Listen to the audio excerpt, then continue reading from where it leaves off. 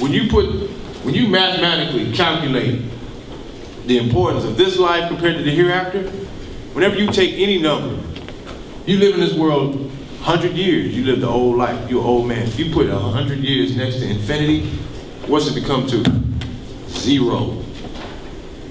That's the significance of this life compared to the next. So it's our job as Muslims to tell these people this, because they don't know.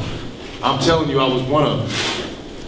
And if it hadn't have been for the brothers that had taken the time to talk to me about Islam, listen to what my issues was, listen to what my concerns was, and tell me what it is that I needed to know, in other words, embellishing on all these different points, I wouldn't be where I'm here today.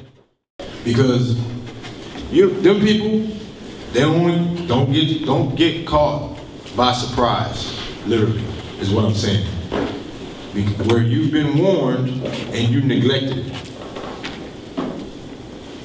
Don't say you haven't been warned. To all the people who see this, non-Muslims and Muslims, don't say you haven't been warned, because it's for us too. We're not free from that. We're not free from any of those punishments. We have to earn it. So, I mean, I'm not just talking to the non-Muslims, but I'm talking to us as well. Because this is a reality that all human beings have to face, Muslim and non-Muslim. Because death is a reality and we only have so much time. You need to tell the people, and we as Muslims, everybody needs to think about their life before death. All of us. Don't be one of those who are held to account for the gifts that you were given in this life and you did nothing. You wasted it. You're too busy worried about what your friends are going to think. You're too busy worried about what this person's going to say. I mean, what's the motto of the Boy Scouts? Anybody know? Be prepared. Be prepared. So that's the nature of the human being. Whenever anybody's going on a trip, whenever your family's taking you out on a road trip to a vacation, what do? Pack. All right, let's get everything ready for the trip. Well, everybody's going on a trip, and it's called death.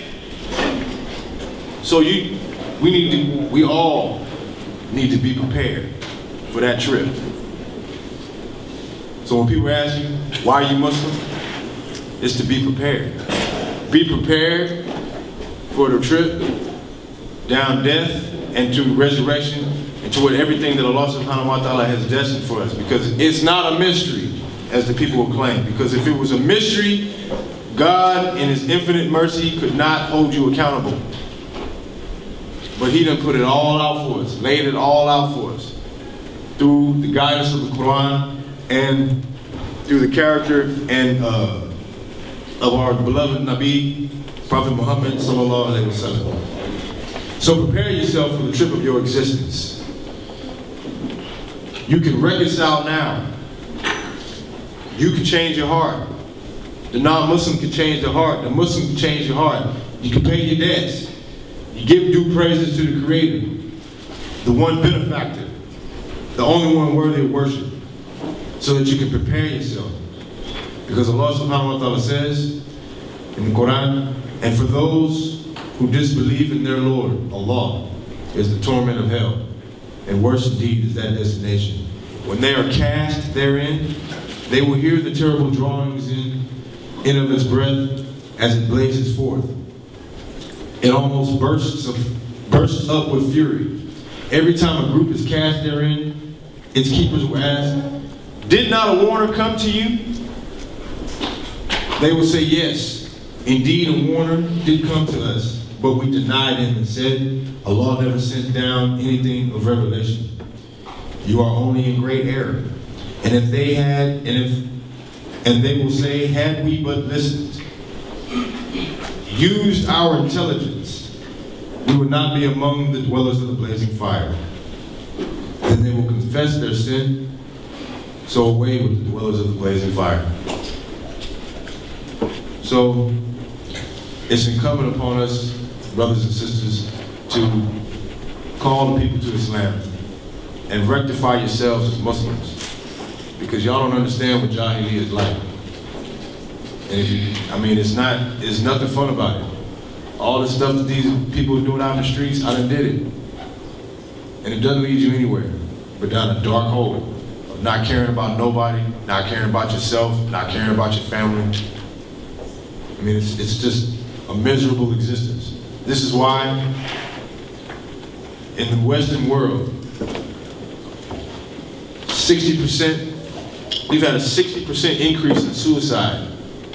This is supposed to be the richest country in the world, but yet these people are finding a need to kill themselves. Why? Because they're abusing themselves to death. Don't get caught up. Take advantage of the time that you're given in this life, because life is short. Because I had a student once. May Allah subhanahu wa ta'ala accept his shahada. He took his shahada because of his very words. I told him, I said, you don't know when death will come. It's unexpected. You can leave my house today, drive up the street, get hit by, killed, that's it, it's a wrap. So he took his shahada. 6 months later, he was murdered. So, like I'm telling you, don't take life for granted. Don't be caught up like everybody else thinking that they're gonna live forever. Life is short. You gotta take advantage of every opportunity and moment that you're given in this dunya so that you can please Allah subhanahu wa ta'ala. And then you party all day when we all in paradise. You know, y'all can all come to my palace, inshallah. Some of the other questions that I was asked, why are there so many restrictions in Islam?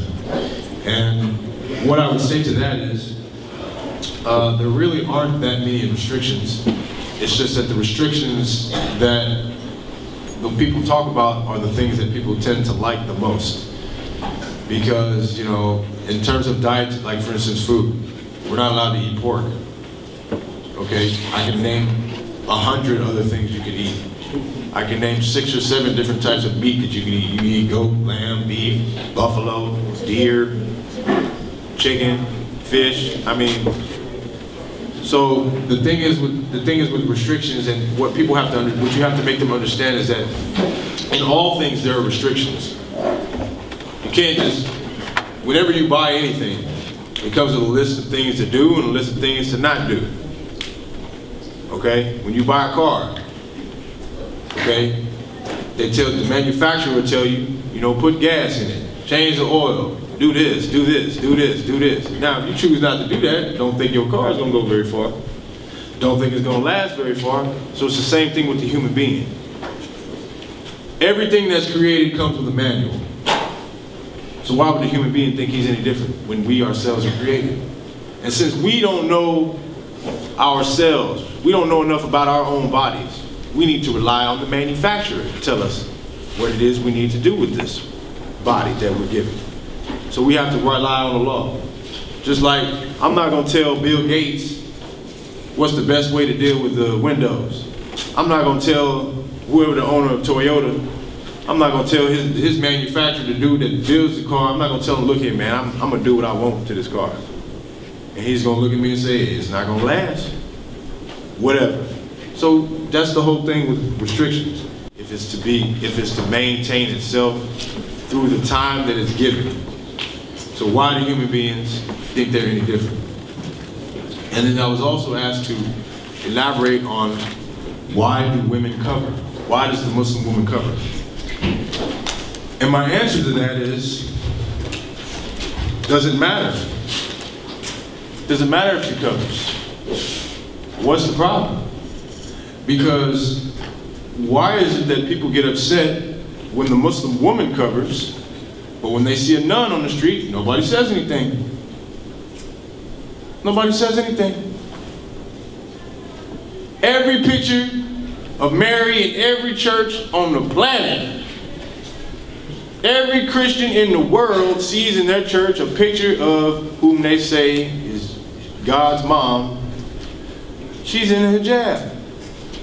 But yet when the Muslim woman wears it, everybody gets an uproar. So my answer is, why do the Muslim woman cover, we didn't invent it first and foremost. We didn't start it. And again, you have to bring them back to the original principle of that who it is that I'm putting this on for. You got to bring them back to La ilaha illallah.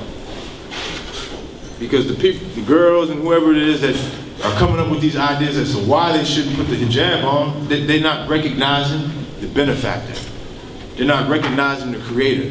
This is why we do what we do, because we recognize with knowledge who Allah subhanahu wa ta'ala is. So you got to bring them back to the original principle. But, I mean, to answer it bluntly, it's to save the woman.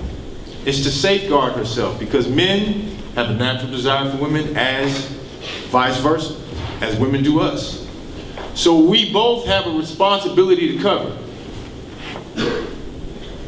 Men and women. It's just that everybody always focuses on the women.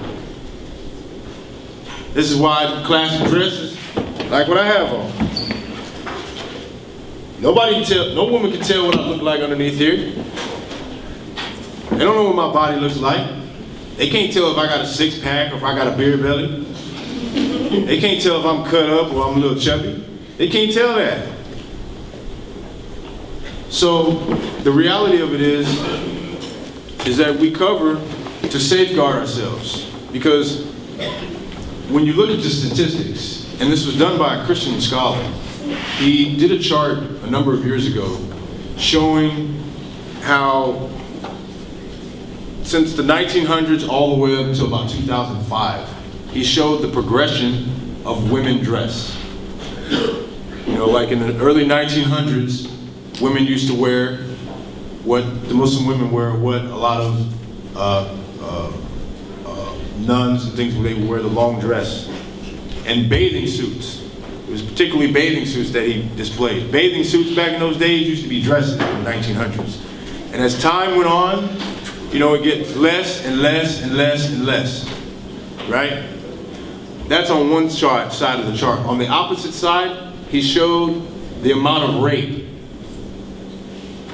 from, as far as documented, from the early 1900s all the way up to 2005, and there's a direct correlation in terms of the amount of dress. Because if every woman on the planet wore a hijab, who are these men gonna fantasize about? Other than their wife. The rate of infidelity and adultery and fornication will be minimalized because you don't have no frame of reference to think about. Everybody knows what a lot of these women look like naked, so we can fantasize about them. Same with these women. They can look at all these little supermodels walking around with their pecs showing and this and that. They're like, ooh, he look good, ooh, he look good. Same with us. But if you don't have anything to go on, if every woman wore a niqab, think about it. If every woman wore a niqab, and the only woman you ever saw in your life without a niqab on is your mother, your sister, and your wife, you're not attracted to your mother or your sister. Hopefully, brother. You're going to be attracted to your wife, and that's the only person you're going to be thinking about. That's it. But this is why Allah subhanahu wa ta'ala has set this up. So another question is, if we are not supposed to, I can't read this. Wine is, if we are not supposed to drink, why are we given of wine in paradise? Rivers of wine. Why are there rivers of wine in paradise? Because that's what's just like the same thing for the man. The man is not supposed to wear gold. The man is not supposed to wear jewelry. But you're given those things in paradise. This is the blessing of you refraining yourself from this thing that in it is harm. The only reason Allah subhanahu wa ta'ala makes it to where we don't do these things is because there's harm in it.